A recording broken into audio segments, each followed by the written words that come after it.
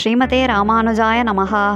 பிள்ளை பிள்ளையரசே என்று பெரியாழ்வார் பூதனை சகடாசுரன் போன்ற அசுரர்களை கொன்றான் கண்ணன்.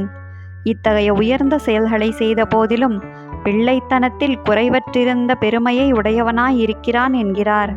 திருவுடை பிள்ளை என்று அவன் செல்வ செழிப்பு மிக்கவன் என்றும், கோயிற்பிள்ளாய் என்று திருவரங்கம் கோவிலில் அரங்கனாக வசிப்பவன் என்றும் கூறுகிறார். ஆச்சரியமான செயல்களை மிகவும் எளிதில் செய்யும் சாமர்த்தியமுடைய கண்ணனை வித்தக பிள்ளாய் என்று அழைக்கிறாள் ஆண்டாள்.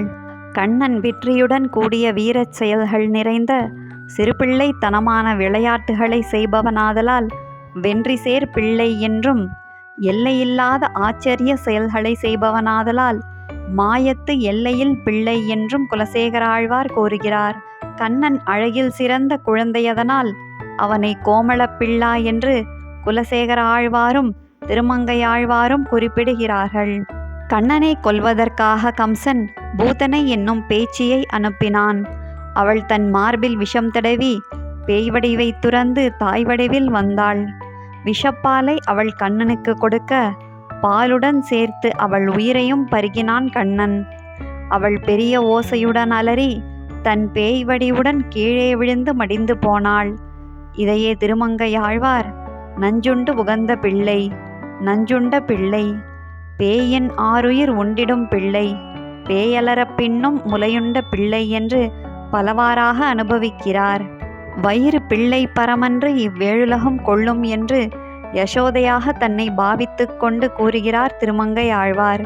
உரிமேல் சேமித்து வைத்திருந்த மலையளவு இருந்த வெண்ணையை விழுங்கிவிட்டான் கண்ணன். இவன் சிறு பிள்ளையாயிருந்தாலும் இவனது வயிறு பருவத்திற்கு பொருந்தாததாய் இருக்கிறது. இவனுடைய வயிறு ஏழுலகையும் கொள்ளும் போல் இருக்கிறதே என்று யசோதை கூறுவதாக காட்டுகிறார். பிள்ளைப்பிரான் என்ற திருமங்கையாழ்வாரின் வார்த்தையை சுவாமி பெரியவாச்சான் பிள்ளை சிறு பிள்ளைத்தனமான விளையாட்டுகளை செய்து கொண்டே தன்னை ஆபத்திலிருந்து காத்து கொண்டு எனக்கு நன்மையை செய்தவன் என்று ஆழ்வார் கூறுவதாக விளக்குகிறார். அச்சம் திணை திணையிலும் இல்லை இப்பிள்ளைக்கு என்று பாலகனான கண்ணனுக்கு சிறிதும் பயமில்லை என்கிறார் திருமங்கை ஆழ்வார்.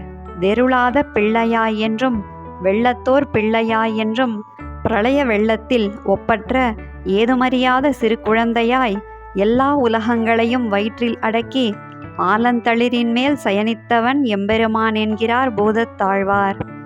ஆழ்வார் எம்பெருமானார் ஜீயர் திருவடிகளே சரணம்.